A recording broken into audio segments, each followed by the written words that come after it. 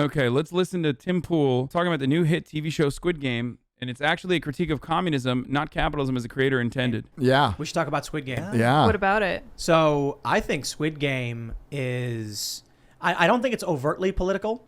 Apparently, you know, you were talking. Bro, there's literally the main character recalls a traumatic event in which the cops murder his like friend during a public strike that he is a part of. That's psychotic. And the creator personally said it was incredibly political. It's really stupid. Telling me, Gary, that it was like there's like a political message in Squid Game. Yeah, the writer, at least that's what he said. My takeaway from it was communism bad.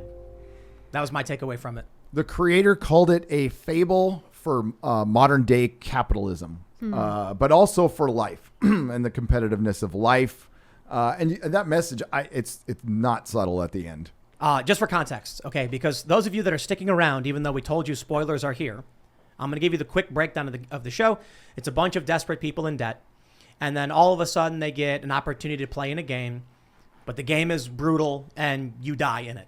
But if you don't, you win. I think it's like equivalent of US like 35 to 40 million dollars is the translation. So it's like 45 billion Korean won or something. Now we're going to get into. Nothing is more cancerous than watching someone give light spoilers or fucking full-blown spoilers about a show that was like insanely popular that everyone and their mothers watched, but being on the internet and like having to discuss it or watch it on a Twitch stream, it's literally just like, it makes me want to fucking video game myself. Like, we get it, bro. You didn't watch it. Most likely you're not intending to watch it. I think it's really stupid that is so like overtly, it's not even an undertone, it's like so overtly anti-capitalist is being used as like agitprop, Red Scare propaganda. And Tim Pool is right, subs over dubs, obviously, so even Tim Pool gets that. I think the whole thing is the perfect example of somebody who thinks they're opposing capitalism but just makes communism and wokeness look really, really dumb. And wokeness? The show ends. There's literally nothing about wokeness in the show. Ends up being, in my opinion, more anti-communist than anything. So one of the big themes in the show is that everyone is equal. They all enter the game as equals, and they're allowed to play as equals. And there's an arc in the show where it's like somebody violates the equality, and so they kill him. And they were like, that's the worst thing you could have done is strip the equality. But now, here's how the show ends. You've been warned. In this equal system, everyone dies but one person who gets all of the money. Okay, so that doesn't sound to me like capitalism. In capitalism, we recognize not everybody is equal. Not everybody does have an equal chance. We do want equal opportunity, but some people are poor and some people are rich. In this system, everyone is wearing the same clothes in the same room, being brutalized by the powers that ultimately results in one person having all the wealth and everyone. I criticized Squid Game. Finally, I can say it out loud, but I criticized the ending of Squid Game, or the through line, because of how one-dimensional it was. Like, it was oversimplified. Lol, spoiler alert once again. Rich millionaires get together to watch poor people that have been totally fucked over by a debtor economy, by capitalism, who are so desperate that they will fucking murder each other and themselves to make a buck and be able to pay off their debts so they can be like normal humans in society again. And rich guys literally get together and watch it. And I thought that was such a stupid, childish fucking way to wrap up an otherwise brilliant story. Really fun, visually stimulating. I liked it, but I fucking hated it after episode. I said it falls off a cliff after episode 6, where the climax happens, because of how laughably simplified that plot line was. It was so on the nose. But I guess even then, for someone who has drank the fucking Kool-Aid like Tim Pool, even then it's not enough. This motherfucker is staring at the barrel of the gun of capitalism and still going, I don't know. Is this a banana? Probably not a gun. It's not capitalism, it's communism. Yeah, probably. One dying. That is not capitalism. In capitalism, there's too much food. People are morbidly obese, and there are homeless people who are fat. In communism, under capitalism, there is literally an abundance of food supply. There's a surplus of food, so we throw it out in an effort to make sure that food prices remain the way they are. And there are literally people dying of starvation when we have an abundance of food. What the fuck is he talking about? In the United States of America, there are more than 1 million fucking families that are food insecure. There are children who are literally food insecure. They have a home, but they are food insecure. And the only meal that they can get that's nutritious, and this is dog shit overall, is at the fucking schools. I thought right-wingers, or sorry, Tim is a centrist, liberal, whatever the fuck he calls himself. But I thought that these guys were in touch with the working class, and that they weren't talking about wokeism or whatever the fuck, and they cared about the material conditions of the real working class Americans. Meanwhile, real working class Americans are having a hard time putting food on the fucking table, and Tim Pool's like, nah, everyone's fat, dude. Which, by the way, this is before we even have a conversation about how, like, yes, being fat does not mean healthy. We're not living in the fucking 16th century anymore. Being fat is literally the opposite, because they don't have nutritious food and proper education revolving around making healthy dietary choices, and corn subsidies are way too fucking powerful. So yes, it is the opposite. Everybody wears the same clothes. They have limited access to anything. They get garbage food every day. They're like, okay, the game's over. Here's the food you get. And they get trash. Yeah. And they're fighting each other because they're starving. That to me is an indictment of communism. And if this guy who made the show is actually like, it's actually capitalism that's bad, I'm like, it just goes to show this is a person who made a great show but was really dumb and didn't understand they were actually critiquing. Wait. So he's saying the show is actually about communism, not capitalism. And even if the creator himself says that, then even then he's wrong. I love that carve out that he did, where he just he basically was like, I know I'm fucking wrong, but it doesn't matter. The creator himself and his artistic vision is also possibly wrong. If I get owned down the line, I'll have an out. I'll simply state that I was right. Easy. Bye-bye, I win. What a fucking drooling, pathetic little baby way of looking at things.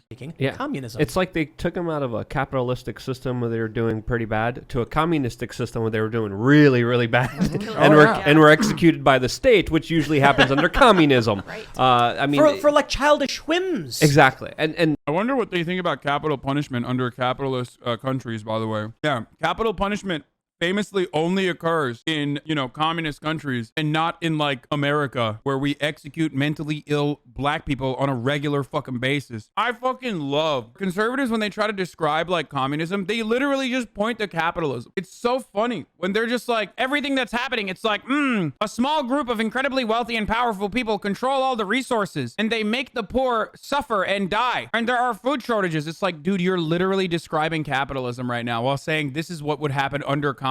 Yeah. So I guess communism is when capitalism happens. that's literally what happens under communism. Look up, what happened in China, what happened in Russia, what happened in Europe as well. So there's a long history. There's a long context to, people just being purged, taken away. Another very interesting aspect of that story is the masks that the very rich people were wearing were kind of similar to the same masks that the Rothschilds were pictured wearing at some of their private parties and galas a couple decades ago. Yeah, wait, hold on.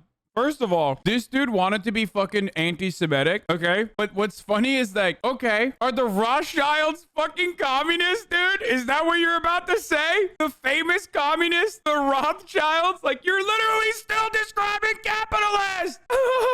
I wonder if he'll notice that. I wonder if he'll recognize that. So I saw that right away. I was like, wait, that's the elites doing this. And, I thought of the movie more of a critique about the ruling elites. Because it's essentially, again, spoiler alert, rich people coming together to watch the average poor people, struggling people kill each other over money. There's some important kind of parallels there. The series is kind of gory. So if you're sensitive to that stuff, I wouldn't watch it. I watched it. I was like, Tim, you got to watch it. You're like, eh.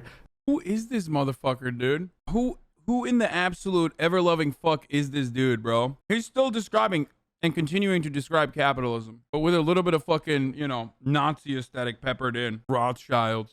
but you watched it, and it is very thought-provoking. It is very emotional. And it definitely pulls at the heartstrings in many different ways. I looked this up. Luke, you ain't kidding. What is this? There's a bunch of photos from this Rothschilds party where they're all wearing these masks that are similar to the Squid Game thing. Yeah. So here's the thing. And famous revolutionary Brace Belden and I agree on this as well. Famous, conspiracy unlocker Brace Belden and I agree on this take. Where it's like, are there a lot of wealthy families that control production, control parts of our capitalist organization of the economy? Of course. Are they all Jewish?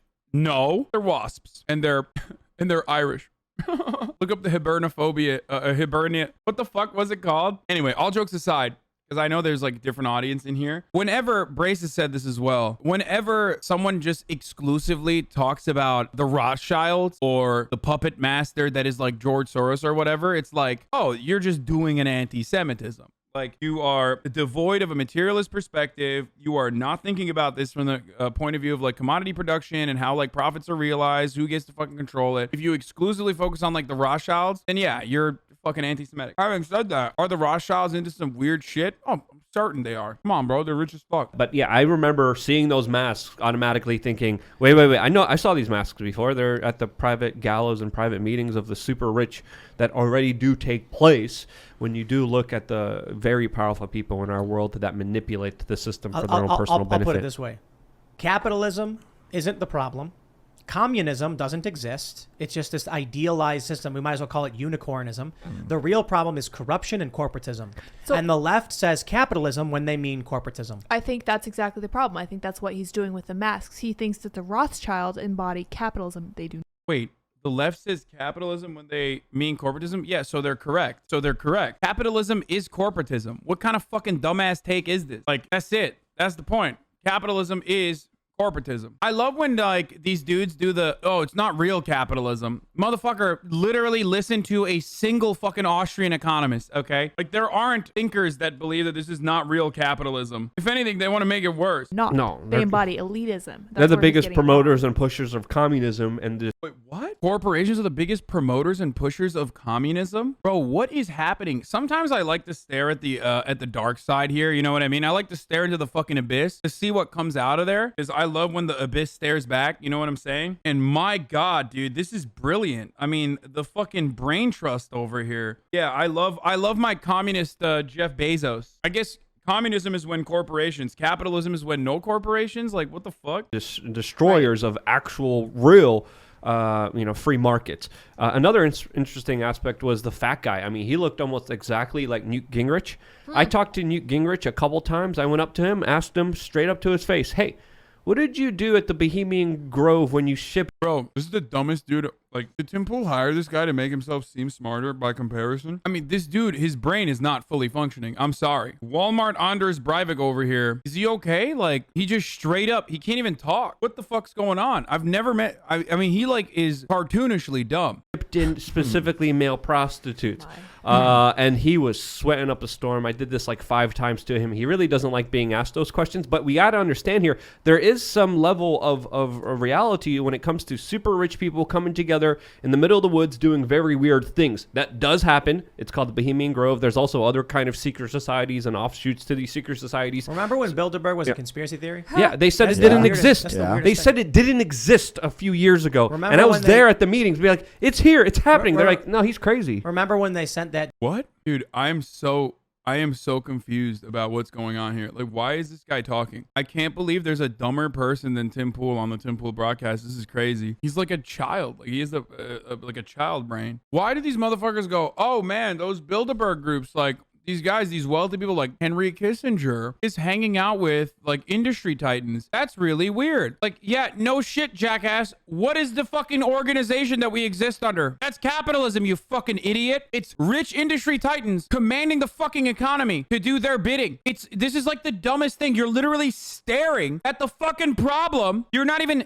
considering like what the underlying consequences are. You're not even considering like how like all the other places where they openly fucking collaborate and show their disdain for the working class, and you're just reducing all of that shit to this is communism. Oh, that's just corporatism. Like, what, these guys, you think they're communists, dude? You think Henry Kissinger's a communist? You know, absolutely absurd. But when really rich people do come together, they do really weird stuff. And there's a lot of weird stuff that I even experienced at Bilderberg. There's even weirder stuff happening at the Bohemian Grove. And this is some of the stuff we know about. What about the stuff we don't know about? So I thought this was a perfect time to talk about the bigger elements of these elites who do very sinister things. So that was me, the larger conversation of Squid Games. But that's always...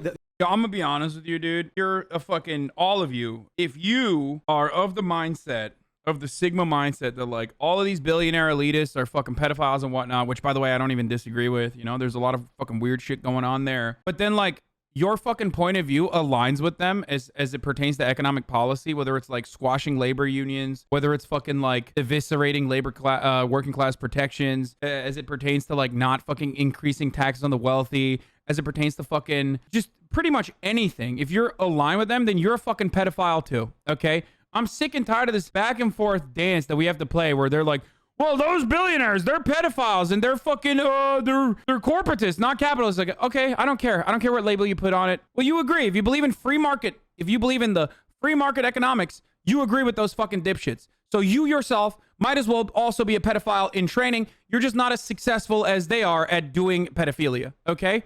That's just the difference. They're doing the pedophilia at the highest levels. You're a fucking broke boy, basic bitch looking from the outside going, oh, those guys are pedophiles. You're just a broke pedophile, okay? What is this bullshit? What is this fucking dumbass bullshit where it's like, these elites, they're controlling society under capitalism, but it's actually not capitalism. They're doing all the fuck shit. Okay, why are you running defense for their fucking point of view then? Why are you literally doing everything you fucking can to defend their material interests when you're not even a fucking millionaire or a billionaire or a corporation owner? You have zero capital and you're fucking sitting there running defense for them. Holy shit, dude. Fucking blows my mind. I'm done. I'm fucking done with these dumbasses. Like, the problem is communism doesn't exist, right? They say that they every time they try it, they get some weird form of, genocidal authoritarianism.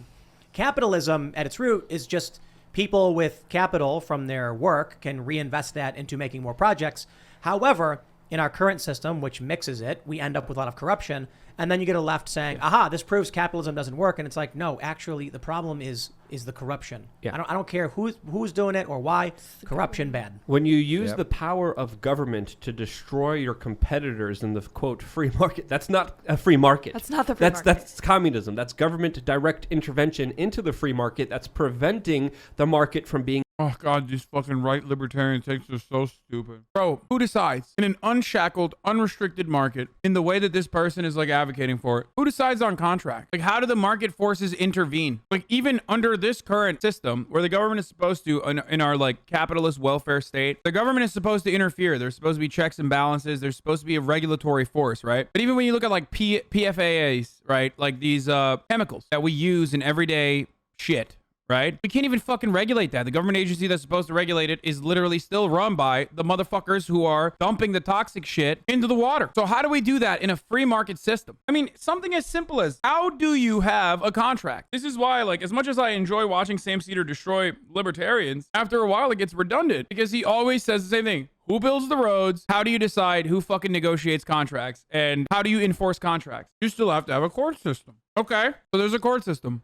How do we design the court system? How does the court enforce the authority of a contract? For a democratic process, you get a judge. And every single time you have this conversation with dumbass libertarians, you're slowly doing the building blocks of society, because right libertarians literally are like babies who have, I guess, never seen what society looks like or have never thought about how it operates. So you have to like literally build blocks on top of one another, starting at like the heart of the matter, like contracts, until they start recognizing that like, oh no, they're just fucking fascists. Okay, that's it. Capitalism needs a state or it would collapse under its contradictions in like a year. Yes. One fucking thing that Karl Marx absolutely could not foresee was how much state interference would, in the form of a welfare state, how much state interference would allow in the boom-bust cycle for capitalist countries to continue working. That's why we have economic meltdowns, economic crashes, and we turn around and we bail out the fucking banks or the people who caused them, and the machine keeps running as is, as though nothing had... nothing happened. Being able to express itself from being able to speak for itself, because usually in the free market, if someone does something good, they get promoted, they get business, they get commerce, they get people going to them because they know that their reputation is good. Socialism is when no promotion. Good. When you have multinational billionaire elites playing by a different set of rules, not paying taxes, getting subsidies, literally getting taxpayer-funded money, getting bailouts and restrictions and rules that punish their competitors and only help them, that is not a free market. We don't have that. We've never had a free market and we'll never have a free market. This dumb fucking idiot probably thinks Ronald Reagan was the closest we've ever achieved to that. And under Ronald Reagan, the deregulation literally is the reason why why we have less competition now. Because, hey, guess what? When the government is not interfering and busting trusts up, all of a sudden, you see a lot of these fucking big sectors monopolized. That's so strange. The real unicorn here isn't communism. The real unicorn is this notion of a free market, or at least a free market that will be a functional and robust economy.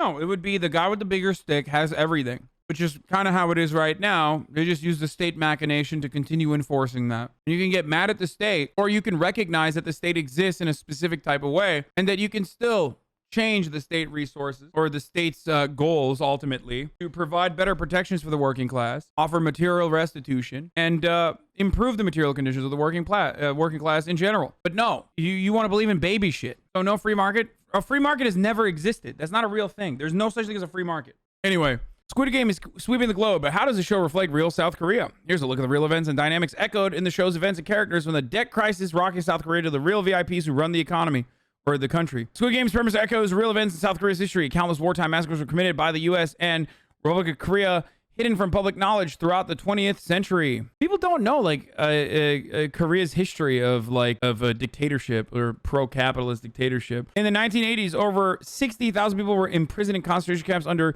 Chun Do-won's social purification campaign. Victims were often houseless, orphaned, and disabled people. Trigger warning: police violence. Ji-hoon's backstory alludes to the 2009 Sangyeong motor strike, when 900 workers occupied their factory for 77 days to protest job cuts. Ji-hoon now survives by taking odd jobs or as an irregular worker. Over 40% of Republic of Korea workers are irregular workers. Migrant workers from non-Western nations form a super exploited strata in South Korea. Man, surprise, surprise. Whether they have temporary visas or no papers, these migrants live at the mercy of their employers.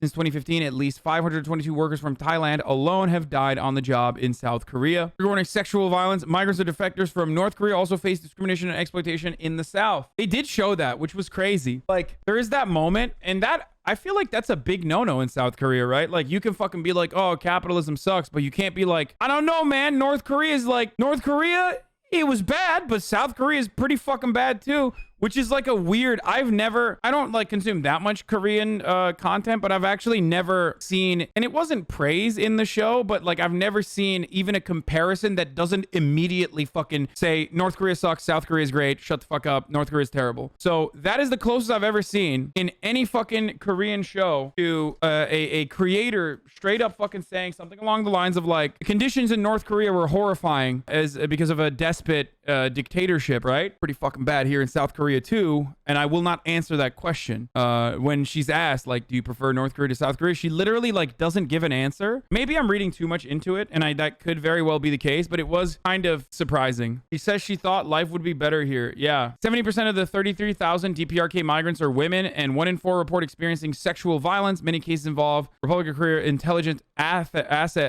agents assigned as their handlers. Suicide mentioned. Trigger warning. Despite South Korea's appearance of prosperity, most households are in serious debt. Household debt is 105% of GDP, the highest of any Asian country.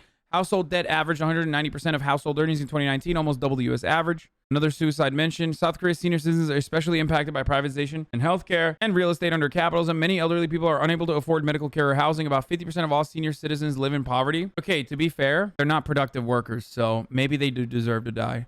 I'm just saying, the line doesn't fucking match, dude, okay?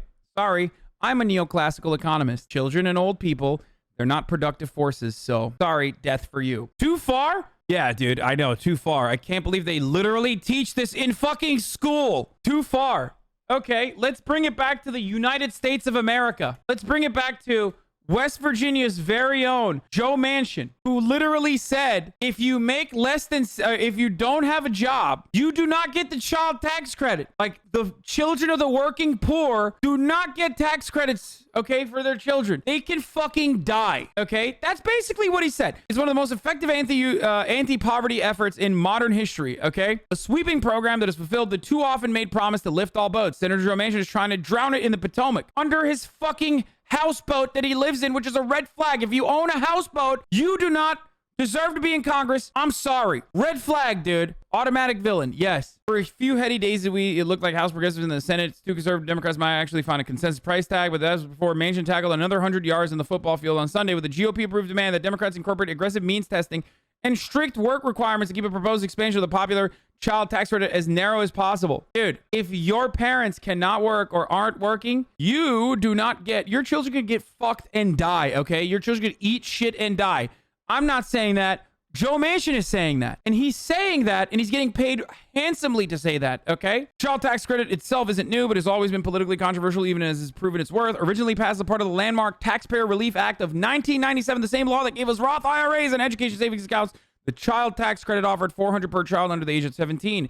The law was and is popular. Nearly 6 in 10 American families support it, including 41% of Republicans. Child tax credit isn't some directionless handout, as Manchin seems to think. It has a measurable impact in our fight to reduce poverty, especially in Manchin's home state. The Brookings Institution projected Biden's expanded child tax credit will slash child poverty nearly in half across all racial groups from 14% to just 7.5%. They weren't far off. In July, the first of Biden's expanded tax credit payments lifted 3 million American kids out of poverty, dude. First of all, what the fuck? We had 3 million kids in poverty in America. 3 million kids were in poverty. They were lifted out of it. And that's a 25% reduction. First world, by the way. Communism is when poor people, by the way. Capitalism is when everyone is rich, by the way. Think about that. But remember, I am the radical. I am the crazy person. I am the delusional grifter, not a system that we are trained and conditioned into believing is right and just, that literally yields 12 million children in poverty in the United States of America, the wealthiest nation on earth. That itself is not radical. That itself is normal. Why? Everyone tells you that's normal. It's the best way to fucking live. Anyone who says the alternative is fucked up and broken and wrong and abhorrent morally, that there is a better way possible, those people are the radicals. I'm the radical. Hey, you're really good at this agitprop. You should charge a subscription or run ads on it again or something. Yeah, I know.